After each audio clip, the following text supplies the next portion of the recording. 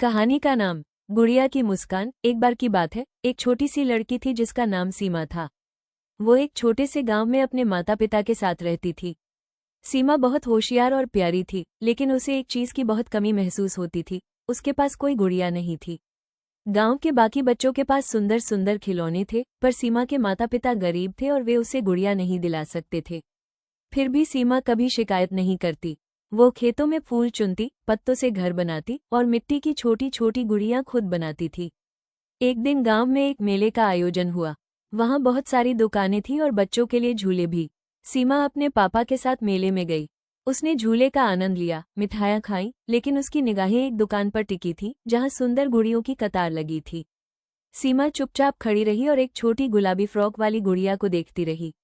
दुकानदार ने मुस्कुराकर पूछा, तुम्हें ये गुड़िया पसंद है? सीमा ने धीरे से सिर हिलाया, पर फिर चुपचाप अपने पापा का हाथ पकड़कर चल दी, क्योंकि वो जानती थी कि उनके पास पैसे नहीं हैं। दूसरे दिन सुबह जब सीमा नींद से जागी तो उसके सिरहाने वही गुलाबी गुड़िया रखी थी। उसकी आंखें चमक उठी, भागकर पापा के गले लग गई और बोली, पापा, ये कहाँ से आई? पापा मुस्कुराए और बोले, बेटा, तुम्हारी मुस्कान हमारे लिए किसी भी चीज से ज्यादा कीमती है। उस दिन के बाद सीमा हर रोज अपनी गुड़िया के साथ खेलती, लेकिन सबसे बड़ी बात यह थी कि अब वो और भी ज्यादा खुश रहती थी, और उसने सीखा कि प्यार सबसे बड़ा उपहार होता है। सीख, सच्चा प्यार और त्याग सबसे बड़ी दौलत है।